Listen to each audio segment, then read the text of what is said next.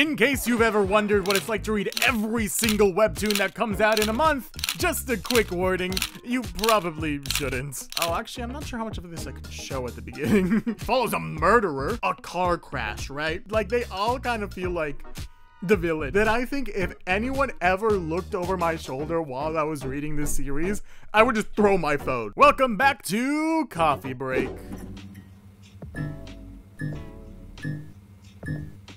Welcome back, everyone, to Coffee Break.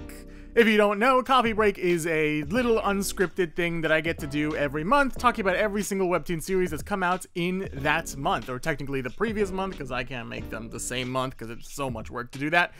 I've been doing this for a bit of time. I haven't done the first 3 months. Sorry for the person who asked about that. But ever since, I believe, April, I've been talking about every single webtoon series that's come out in a long form period, because I also do shorts of them. At the beginning of the previous, or the next month, I will do a short about the ones that came out that month before.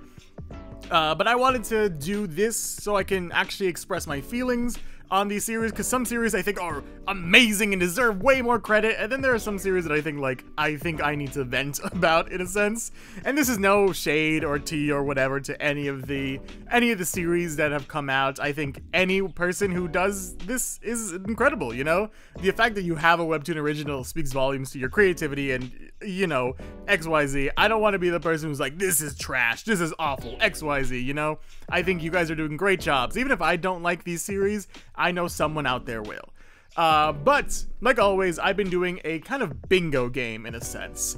So, webtoon series can kind of have a lot of the same, you know, like, cliches, tropes, XYZ.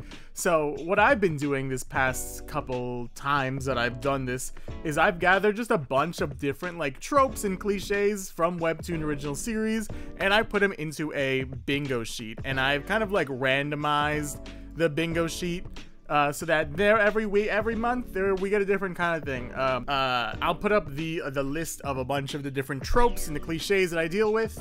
So we're gonna quickly randomize it. And here are the topics that we're gonna be talking about today, or not talking about today, but the bingo sheet we're gonna be looking out for. And I'm gonna put the little fancy graphic right there, and we're gonna get into it. But I'm gonna actually separate the series that have come out in order chronologically, yes, but also in order of if I'm not reading them, if I would read them, and if I am reading them. That way, I talk about the series that I actually am reading and actually am excited for at the end of the video. That way, by the end, I'm not like, it was good, you know, I hope that makes things a little more enjoyable for you. Also, the free space will be in Isekai. Just gotta make that clear. Alright, let's go. Glacias is a sick name, and it's actually a pretty cool series as well.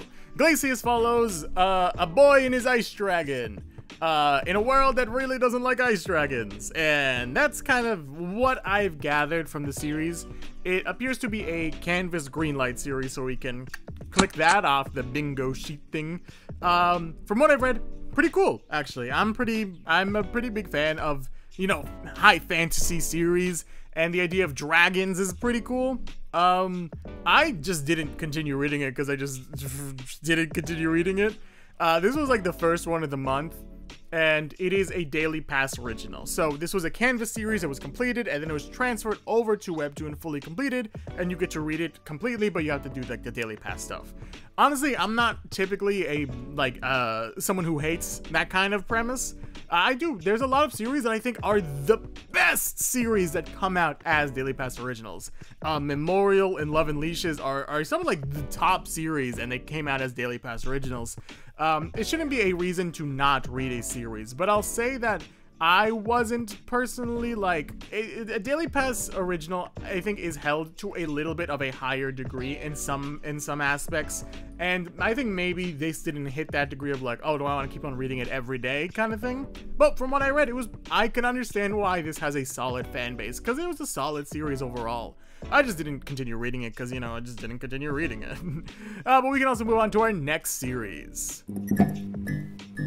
Childhood Friend Complex is a series I shouldn't talk about for too long. It checks off intimate scene. This is a mature rated series, and it makes sense that it is a mature rated series. I don't know how much I'm allowed to talk about this series specifically. So the series is very charming. The art is very vibrant and colorful. The characters are a lot of fun and have great chemistry together. They're funny, and like a lot of the situations that arise are really like just like relatable slice of life stuff. But it's so much. It's truly so much mature stuff.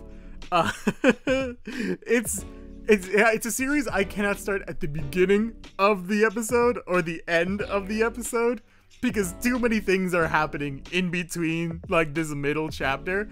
I'm genuinely kind of afraid of how much I'm gonna show about this series.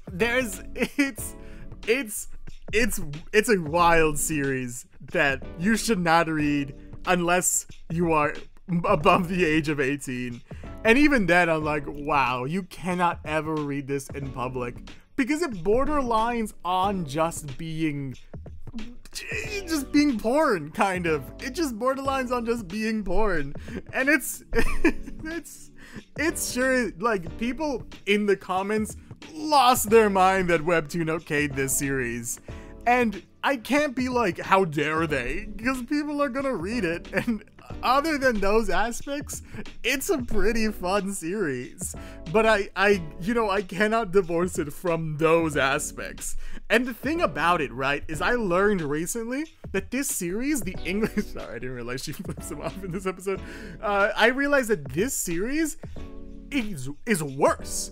It's in those aspects, there is more. It is a heightened that has heightened of those aspects. In the English translation, they cut around some of those scenes, or they trim some panels so it's not as bad.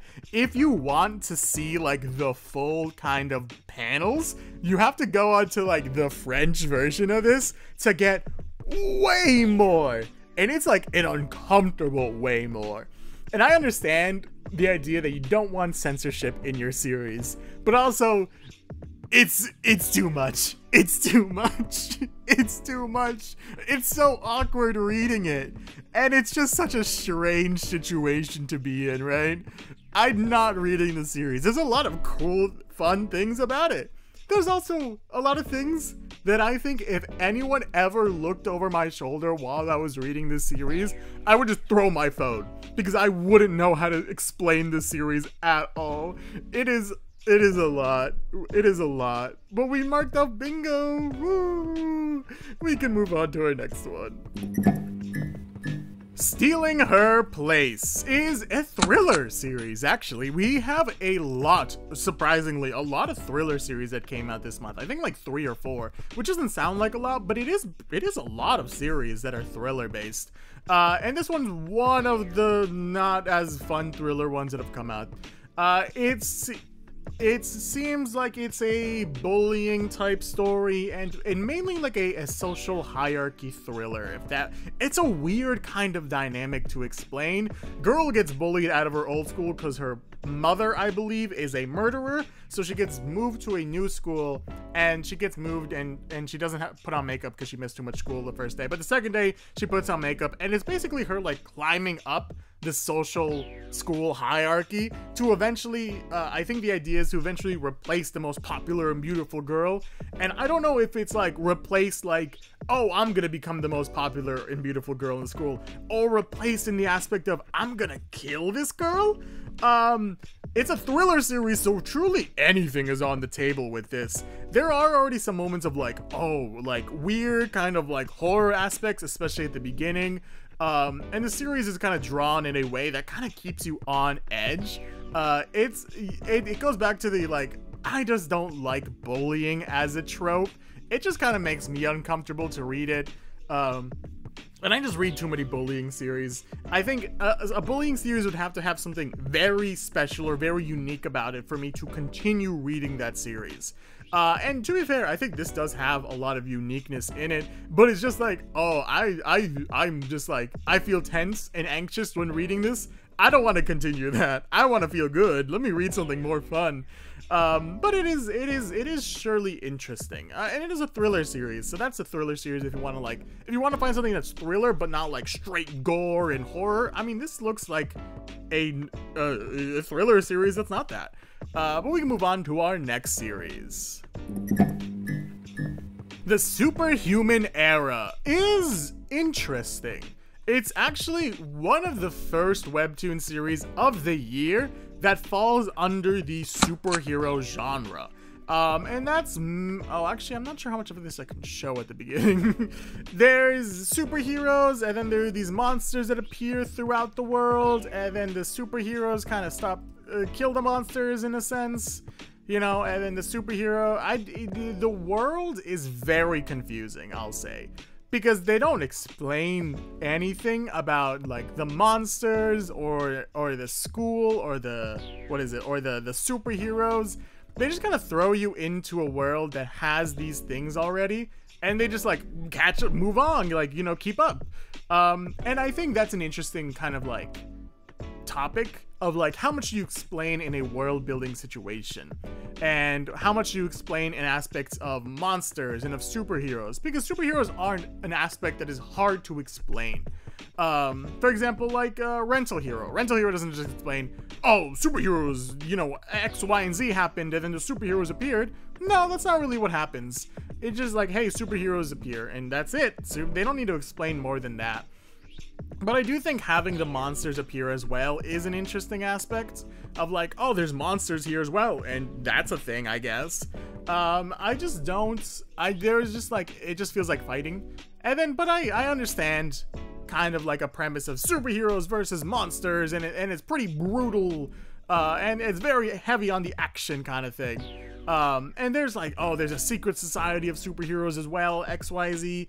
It's interesting so far, but I just didn't keep up with it because it just didn't grab my attention in that way.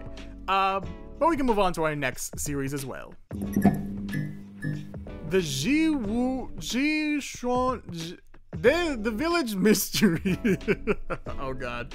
The Gwichon Village Mystery. Gwichon Village Mystery. Sorry about that.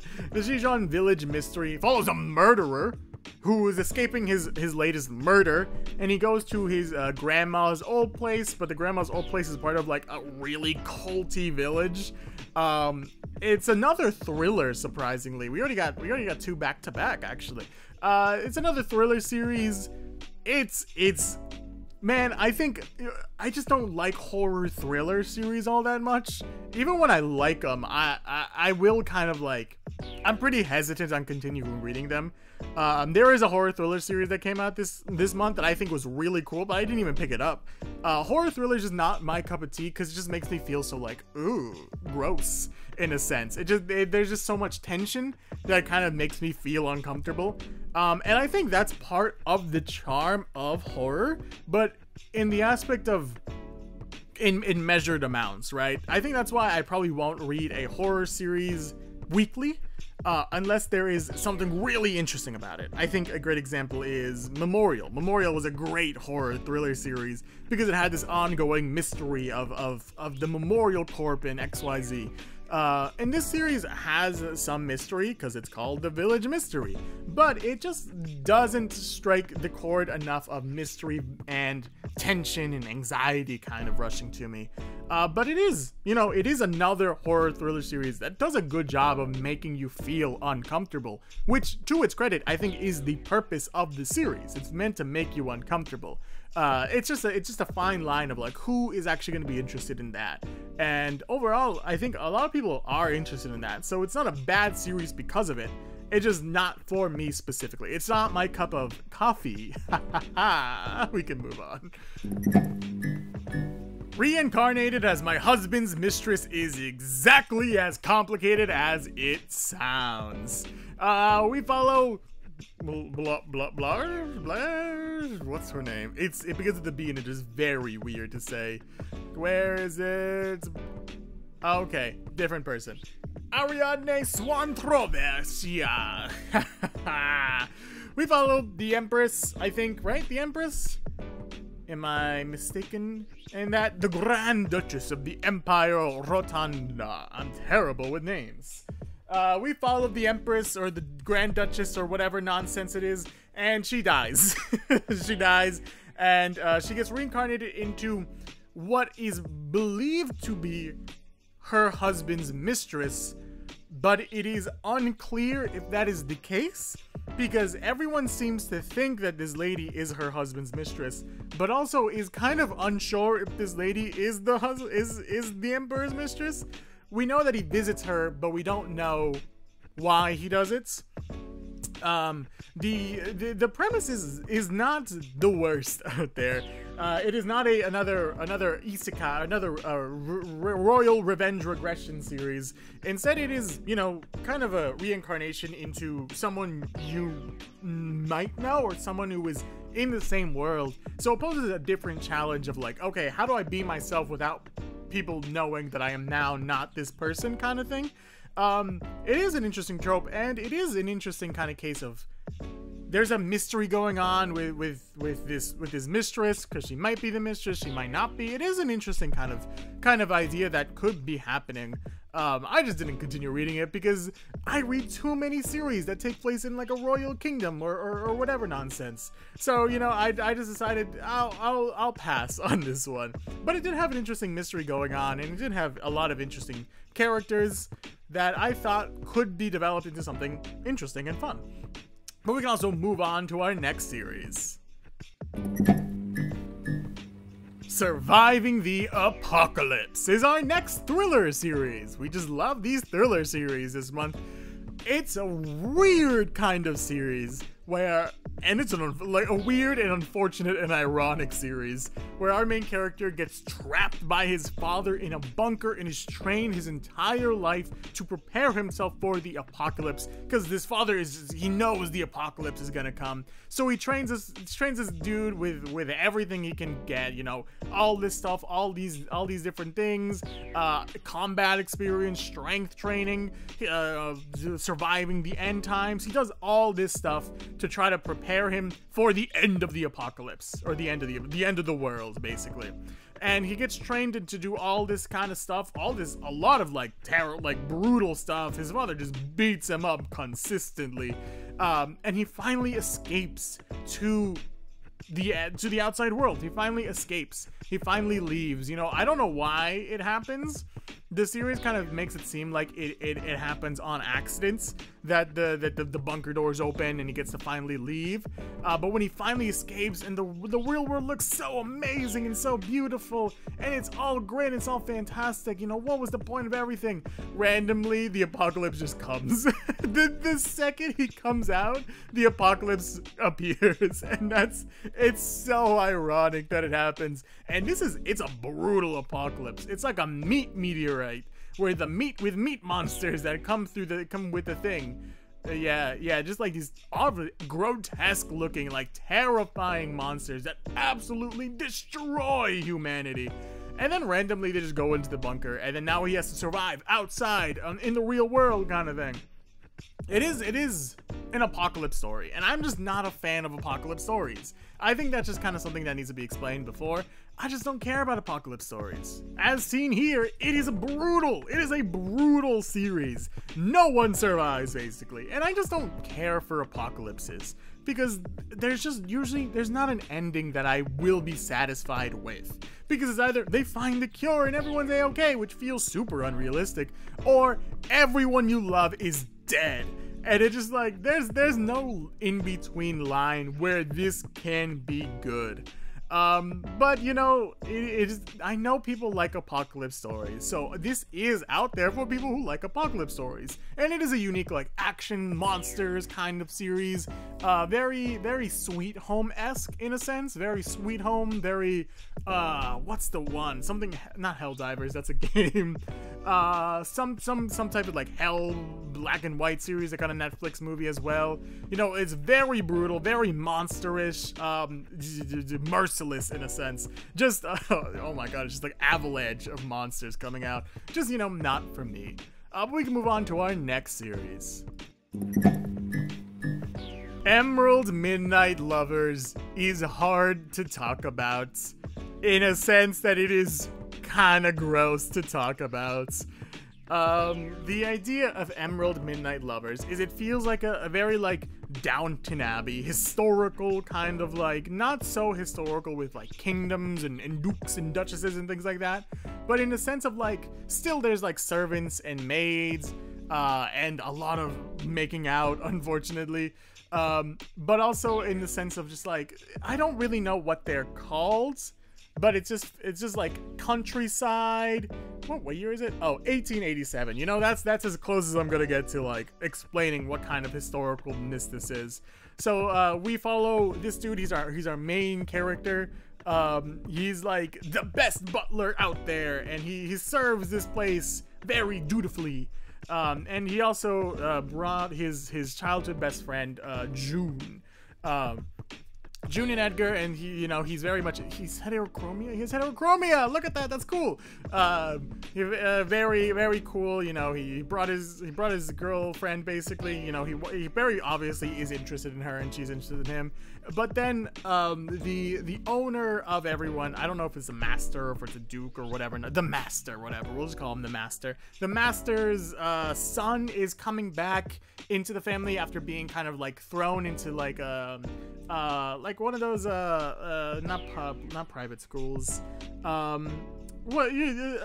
place where he can learn manners, basically. It very clearly doesn't work, as he's very strange. There's a lot of like weird there's a lot of weird aspects to the series, and I think the weirdest aspect, to kind of explain as briefly as I can, is that we follow the the person I was mentioning before, the person who came back. Is this him? He's a blonde boy. Yeah, it's this dude. He's like snake-like in a sense, but an aspect I need to explain that is very strange is that he is the son of the master, right? But he's the son of the master's, I think, either first or second wife. And that isn't it's not clear if that wife cheated on the master with someone else, so he's actually not related to him at all. And it's kind of it's implied pretty heavily that he's not related, even he knows it. But then he has a sister who is related to the master, and the second wife, or the first wife, not his mom. And they have weird moments of like incest, and it's kind of just weird, and it makes me uncomfortable. But it's in a sense of like a car crash, right? You see like a 20 car pile crash, whatever, and it's hard not to look. It's hard not to like stare at cars just keep on crashing into something, and it just feels like that. It just feels like more weird stuff is happening, and it keeps on crashing in to this place, and you're just staring at it happening, because you can't look away, in a sense. It's just so like gross and weird that you have like no reason to like look at it for this long, but you are. It's a weird series, and I thankfully am not reading it, but it's a very strange series. It also has like a lot of like Shakespearean elements of like the way they talk, for example. The way they talk, the way they act, it's just very Shakespearean, very Downton Abbey, very fancy and formal, and they say these flowy, eloquent words that have a twist of the knife kind of feel. It's a very strange series, I'll say. And you know what? If you want to read the car crash series, I'm not gonna be like, don't read the car crash series. But you have to know it's a car crash series before you get into it. Okay? Alright, we can move on to our next series. Hidden Class Gravity User sounds cooler than it is, unfortunately. It's a reverse isekai, so we can click that off the thing, but It's a reverse isekai where a main character becomes an S-rank assassin, but then assassins lose their relevancy, and then he's killed, but he grabs an item that lets him go back in time 10 years, so then he restarts and he becomes a mage, which becomes way more useful, kind of like a mystic item obtain, where mages become the more prevalent class. He becomes the gravity user class and still focuses a lot on melee attacks, weirdly enough.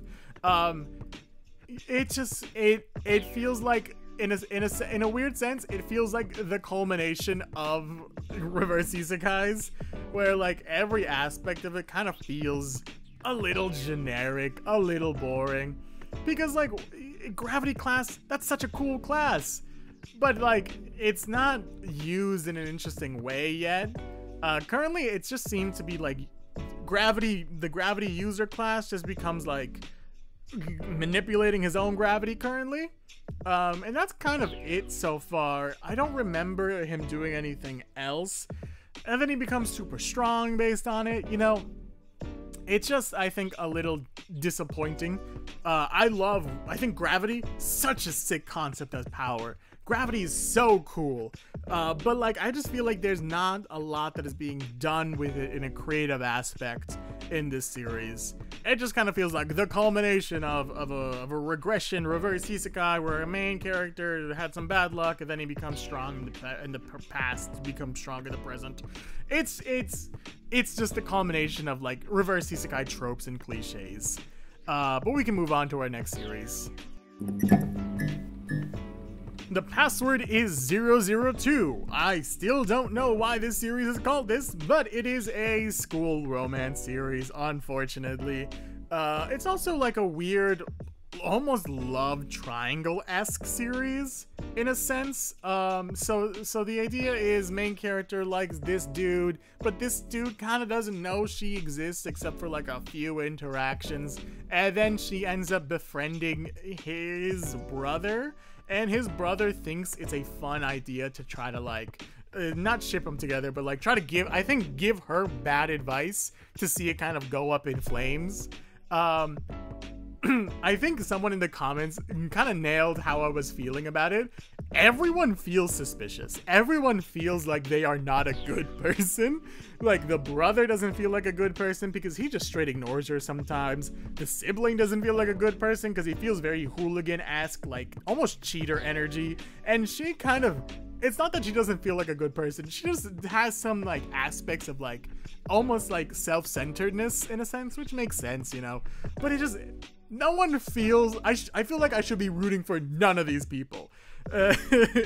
Like they all kind of feel like the villain. I feel like if you put any of these people into a different series, they would feel like the villain of that series. If you put them into like another school romance or school drama or school slice of life thing, they would feel like the villains. And I think that's kind of hilarious in a sense, but it's also like weirdly a little cliched now.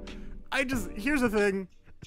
Unless it is an interesting topic or an interesting thing or something unique about it, I probably won't read a school romance anymore. I just read too many of them. I've just read too many of them. And it's only so much you can make, you know, two high schoolers falling in love as interesting to me, a 23-year-old man. You know, it's just kind of not how that works.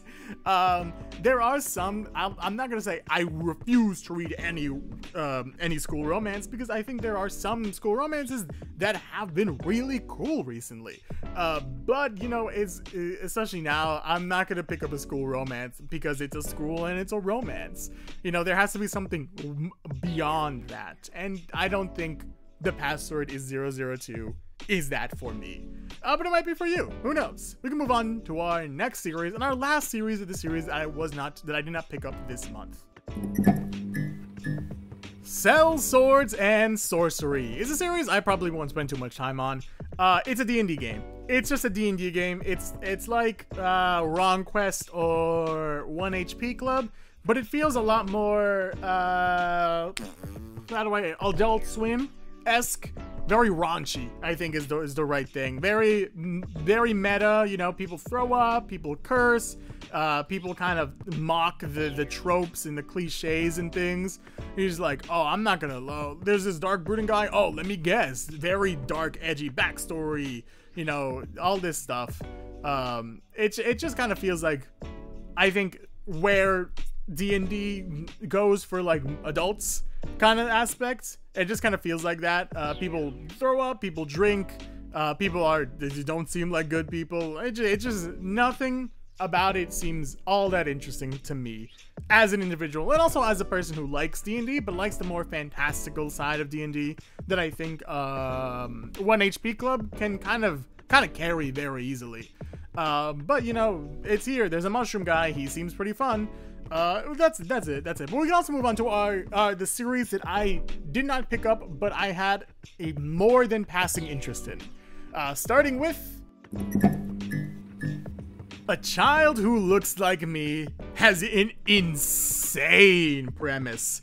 And let me quickly run through the premise as I remember it. We follow this couple in college. This couple, she's our main character, and she's in a relationship with this dude, and this dude is the best husband ever. He's great, you know, he's super in love with her. Everything a girl wants in a guy. just super in love with her and super handsome. But then she gets pregnant, gasp, and he decides that he is so excited to be a father. He's like, yes, I can't wait to be a dad. I can't wait to marry this girl. And you know what? Great. We love dads. But then he gets into a car accident while they agree to meet at a clinic to check on the pregnancy and things, and he loses his memory throughout all of college, I think. So he forgets that she exists, and the mother realizes that he's dating someone, and she finds out that he is dating a low-class citizen, you know, someone whose parents are dead or some nonsense. I forget what it was. And she's like, I need to break them up. So she's like, the mother takes the phone of him and is like, stop messaging my son. And then she tells him negative things about her so that when she calls and he picks up, he's like, you're not supposed to be calling me. I don't know what he told her, but he told her something. And then and then there's this other girl who comes in who might be responsible for either the car crash or the memory loss, in an aspect of she very much is interested in him, and I don't think he was interested in her. There's so much going on. And then she decides, and then they break up, kind of, because, you know, how can you break up if you don't remember being in a relationship, and then your mother told you bad things about her, maybe? So then she goes off, she raises the child on her own, and then it jumps forward like 7 years, and then they're working at the same office, and oh my god, that is so much happening in one series. we have a trash there, by the way. That girl trash. That girl is so much. Don't do that. Don't show that. Don't show that. Oh yeah, he just gets into a car crash. It's so much is going on. Yeah, here she is. Here's our trashta. Yeah, she's super into him. It's a weirdly lot amount. It's a lot of stuff. It's a lot of stuff going on, to the point where, like, you kind of have to be a little interested in what's happening. And it goes back to one of these like drama series that I won't read every week. I'm not gonna be in bated breath hoping for the next episode. But I think if I'm bored one day and I'm out and about and I can't do anything, I'm just gonna catch up and then forget about it. You know, it has that kind of feeling of a series where you binge it and then forget about it again. It's not a series that you wait week by week hoping and praying for the next episode kind of thing. At least not for me. It feels very soap opera, very, very Korean drama. So there's a lot of fun aspects. I can't say it's not really interesting, but it's also not a series I'm gonna pick up and read every week. It's so much. It's truly so much. We can move on to our next series. Zombie Funeral Services is super cool, actually. I'm really interested in Zombie Funeral Services. It is unfortunately a post-apocalyptic world where zombies exist. But instead of being like, oh, the entire world is dead and no one has anything anymore, we follow kind of like a semi-functioning world that also has zombies in it, which is a weirdly cool thing. Like, a lot of series, it's either like the zombies are here and they've destroyed all of humanity, or it's like an interesting like, oh yeah, zombies are here, but also humanity kind of still exists. And it is an interesting like, yeah, zombies are here, but we still have humanity that also exists. But we follow like a group or company that kind of hunts down zombies for families and then gives them a funeral service. It is really cool actually. And it actually leans a lot towards action as well, because our main guy is like apparently like one of the best. Our main guy was one of the best old zombie hunter things, and then he moved into this new company, and then there's a lot of mystery revolving like, oh, why did he move? What happened with the zombie stuff? XYZ. It's pretty cool actually, and I really did enjoy. I think honestly, this is my favorite zombie story. Granted, I just don't like a lot of zombie stories, period. You know, I think zombie stories are, they're fine, I guess. They're fine. But overall, I think it was pretty cool actually. You know, there's like humanity still runs, you know, zombies exist, sure, but humanity still exists. All this stuff. I do enjoy this a lot, and I think it's pretty cool. I genuinely might go back and read this because I remember it being really fun and interesting. But it was a lot of fun. I do enjoy this type. But we can move on to our next series. The Bad Son is crazy brutal, man. It's intense. It's an intense amount of action going on in this series. The idea is that we follow a prosecutor who wants to go after this bad politician. He wants to go after this politician who has a lot of connections to like mafia and gangs and stuff. But then the politician is also his dad, and his dad decides, you know what, because you do that, I'm gonna kill your mom. And then the mom dies, and then he's like, you know what, I'm not gonna be a prosecutor anymore, I'm just gonna kill you. And it's just the revenge story of him becoming a prosecutor who then becomes someone who just starts straight fighting gangs. Feels very like Manager Kim, feels very Lookism-esque, feels super action oriented, super heavy on fighting and blood and murder, basically. Almost feels like a grounded version of what is it? The Executioner that came out a couple months back, where just a lot of fighting and a lot of anger from our main character. I think, you know, it's fun. It genuinely is fun to see people fight, but it is a lot of fighting. It is a lot of fighting and a lot of brutal blood. So overall, pretty cool, pretty good. But just wasn't for me enough to continue reading the series. But we can move on to our next series. Dark Mermaid is another series where the main character gets bullied a lot, but it's interesting because she develops sleepwalking tendencies that are dangerous to her health. No, it's interesting because there's sirens in this series. So main character gets bullied a lot, develops sleepwalking tendencies, and then gets transferred to a new school, and this new school has a mermaid siren in it. But this mermaid siren is this girl. She's a very bright, bubbly human person, and then when she's a mermaid, she's like dark and she eats deer and blood and people, maybe? It's unsure. But then our main character goes to the place where she's hunting, and then they see each other, and then they go back to school and they encounter each other in school, and she's like, you know what, you're not gonna remember this because I'm gonna sing you a song, and you're gonna forget all this happened. And when she does, she doesn't forget that stuff actually happened. So it's like, oh wait, you're immune to me singing this stuff. So that's interesting. I think it is shaping up to be a GL. I think both these characters are definitely gonna like fall in love and do XYZ with it. It is pretty cool. It is pretty cool trope of school romances and bullying. Now you add sirens and mermaids and hallucinations to the mix. Like, this is what I was talking about with, like, you need to make things a little more interesting to me. You either have to make things a little more interesting for a school romance, or you have to kind of play with the characters in a way that you don't expect normally in that. And that's why I think Dark Mermaid is super cool. I didn't continue reading it. I just don't know why. I think it's I think a thriller series actually. And you know me with thriller, just not my cup of tea normally, but it is so far a lot of fun. From what I've read, it was pretty cool. And you know what? We love GLs. Even if every GL ever has our main character have like the worst things happen to her. We're talking about like like Winter Before Spring. Oh my god, like GLs hates the female lead at the beginning of the series. It's wild. We can move on to our next series. The Night Only Lives Today is a series that reminds me a whole lot of, this is a deep cut by the way, so for anyone who knows this series, I'm proud of you.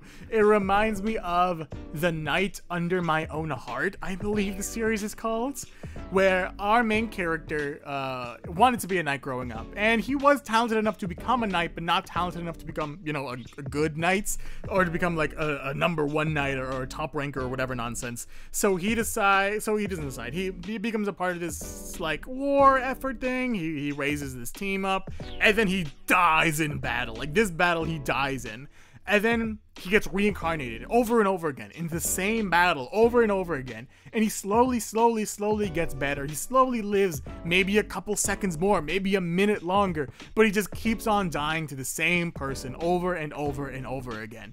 And it is genuinely like, it reminds me a lot of The Night Under My Own Heart, where it's almost like a slow burn action series.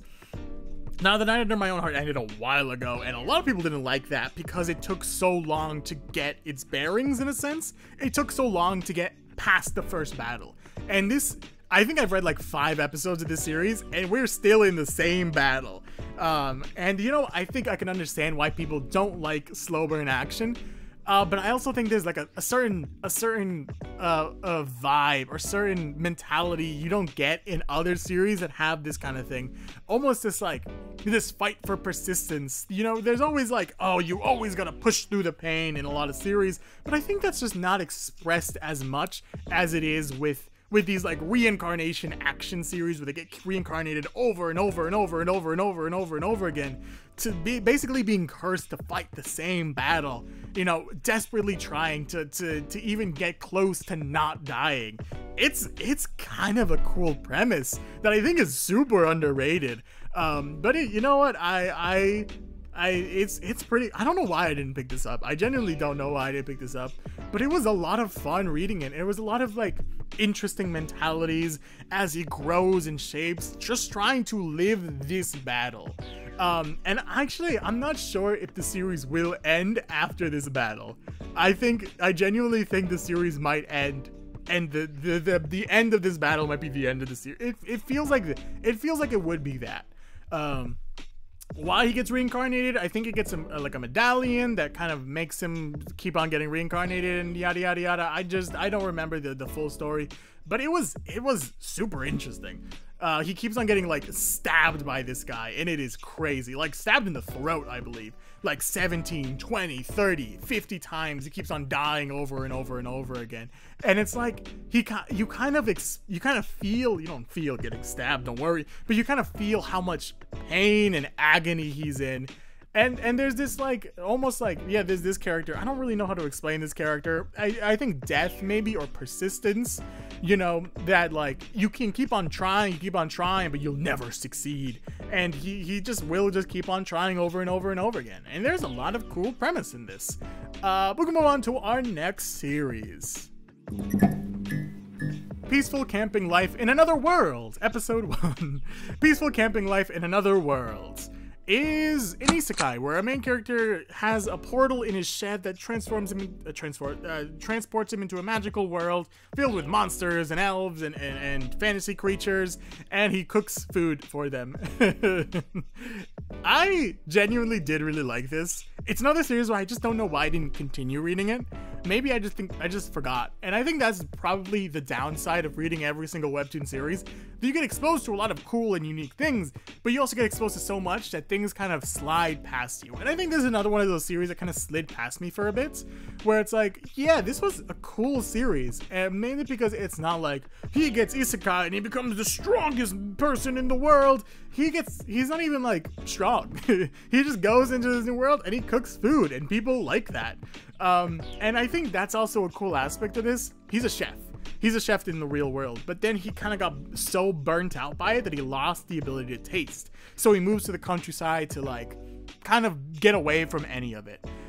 So going into a new fantasy world and cooking for people who really enjoy cooking is a really fun premise. I thought it was really cool. I thought it was a really cool premise to see like fantasy creatures and then cooking. I think that's also why I like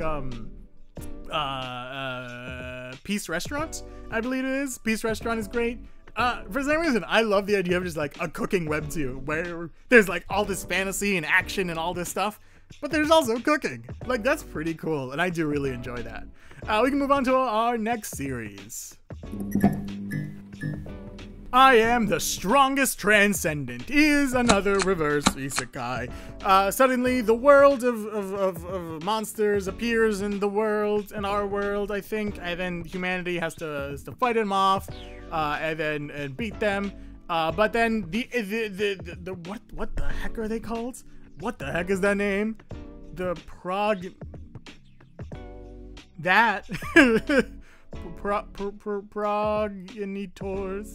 I'm not good at pronouncing things, guys.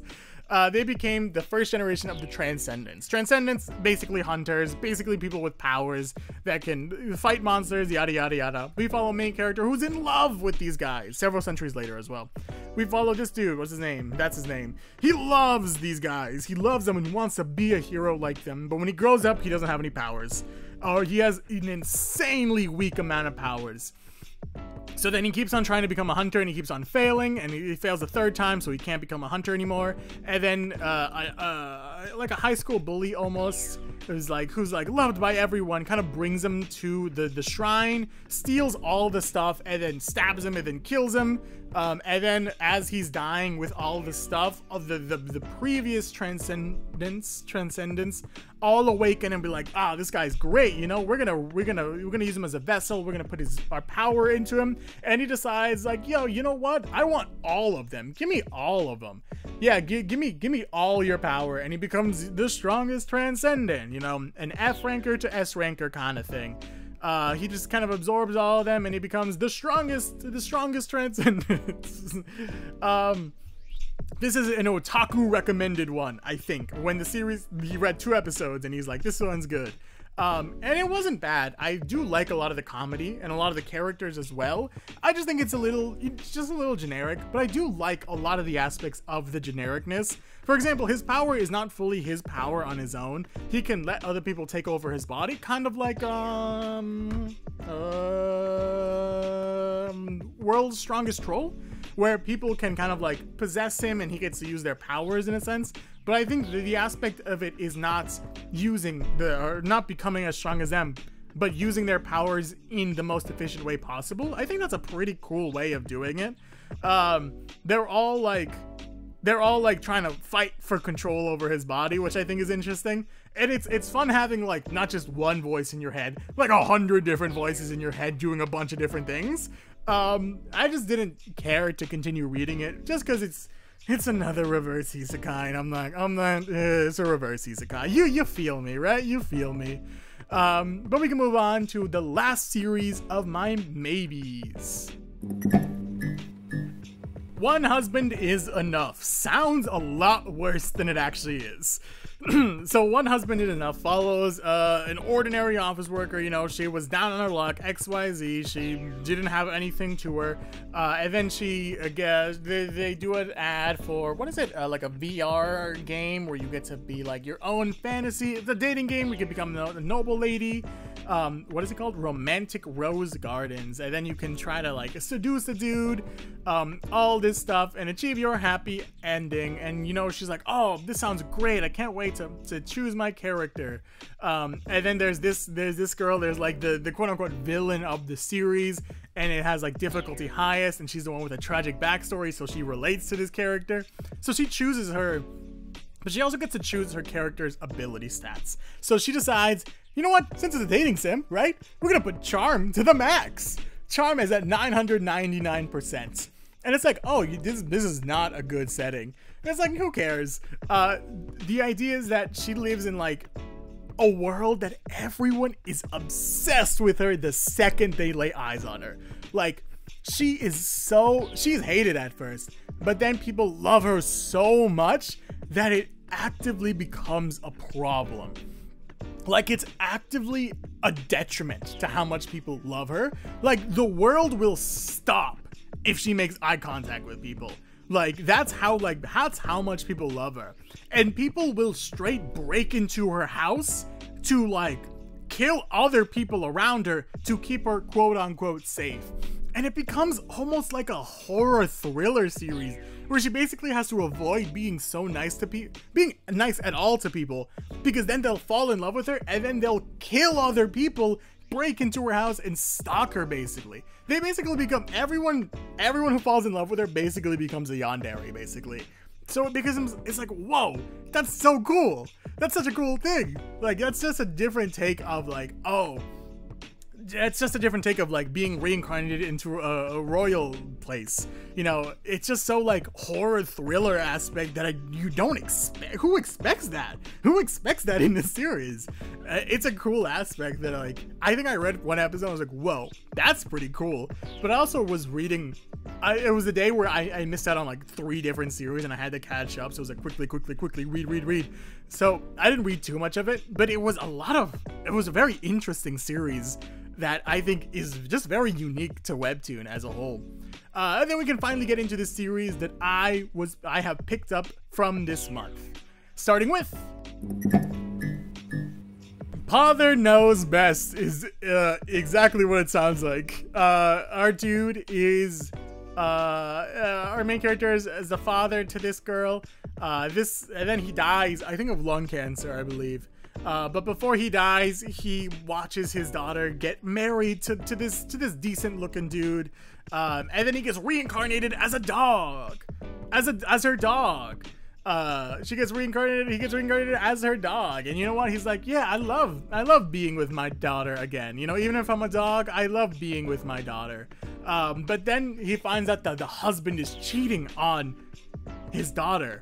So he's like, I'm gonna figure out why and who, and I'm gonna figure out how to make her know that he's cheating on her, so that she'll get a divorce with him, kind of thing. So it's a pretty cool premise. Like, the idea of like being reincarnated as a dog poses a lot of cool challenges, especially being reincarnated as your daughter's dog. So you have to like kind of figure out how to avoid certain situations. Then he meets like other people who become allies to help her. It's a lot of fun, and I do really enjoy this series a lot. So it becomes almost like a drama detective, like figuring out how this happens and all this stuff and getting allies. It's a lot of fun, and I'm enjoying it a lot. We can move on to our next series. The Dong Clan Swordmaster Heir Just Wants a Normal Life is the stupidest and longest title I've ever read. It is the longest Webtoon title of the year. That's how insane this series is. It's bordering on those anime names where it's just a sentence to explain. It's like that one line sentence that explains the entire series. It's too long. It's too long. It's way too long. It takes up too much space to write this entire thing down. It is extremely long because like I think extremely long titles aren't like, oh, it has multiple words, so it must be extremely long. Extremely long titles are titles that can be condensed. You know, you don't have to add the Dong Clan Swordmaster Heir Just Wants a Normal Life. You can add like the God of Sword Reincarnated Wants to Settle Down. Something that's equally long actually, but that was something off the top of my head. You know, you can do something easier. Please do something easier. Besides that, it's another martial arts series as well, you know, with the clans, with all this stuff. Especially, I think the biggest reason I picked it up was not because of the title. That was actually kind of like something like, oh, do I want to pick up something with this long of a title? The coolest part about this series is the sect it follows. Now, a lot of these series, like Miram series, follow which sect? The Mantua sect. And you know what? I love the Mantua sect in Return of the Blossoming Blade. And then they're the villains kind of in Infinite Leveling Miram. Mantua just poses so much of a presence in every series that it's like, oh great, they're back. But we follow the Dawn clan, which is like a poison clan, you know, a poison sect. And I'm like, oh, that's pretty cool. And then, of course, our main character kind of becomes inhabited by the reincarnated spirit of the Sword God. And that is what is happening. It's so far a martial arts series that has a lot of cool poison sect stuff, and I'm really interested in that. Other than that, you know, it's fun, action's great, I love martial arts stuff. It's been an enjoyable read so far. So we can move on to our next series. Press Play Sami is a little hypocritical of me to be reading, but I will explain why I like it as much. It is a school bullying kind of series. I just said I wasn't doing it. But honestly, the bullying is like truly not an aspect of the series at all. The main thing I really do like is Sami, our main character, because she's super cool. The idea is that she's a high schooler who's the daughter of like the head of like a multi-million-dollar company. But she just has separated herself from the company and lives paycheck to paycheck, trying to survive, you know, scrounging around for as much as she can, buying discounted things, and doing all this stuff to kind of like live her own life kind of thing. The reason I like it so much is just the characters. There's not a love triangle here, I think. There's three characters. Our main character, Sami, that dude I showed before, and a blonde dude that hasn't appeared yet. But I'm really into it as well. Just because, I don't know, it's just a lot of fun to be reading these characters. Because a big thing is just like character chemistry and dynamics. Learning Sami's backstory is very interesting to see so far, and seeing how her friendship develops with this dude and also a blonde boy. Where's blonde boy? I like blonde boy a lot. Blonde boy, yeah, he's great. I love him so much. Because the thing is, right, this is just like they set it up as being like a very like, oh, it's gonna be a love triangle between this guy and then her and then the other dude. Turns out, right? Turns out blonde boy's gay. Like he's gay. He's not interested in girls at all. And it's just like a cool thing where it kind of maybe hints that he's interested in the other dude, like the other dark-haired boy, and it's like, oh, that's a lot of fun. That's a lot of fun as like a premise, you know, that like, oh, she's not interested in either one and they might end up together is kind of such a fun premise. So I'm like, yeah, let's continue reading this. And also the characters are just great. I do like the characters a lot. They just have a lot of chemistry together. Just not even like romantic chemistry, just like they're a lot of fun to read together. And I'm glad it feels more like a friendship thing than a like, oh, let's fall in love and go out together kind of thing. And I do really enjoy that a lot. So let's move on to the last series of August. The last series of the month, and actually one of my favorite series that has come out so far, SHIRAI. I think that's how you pronounce it.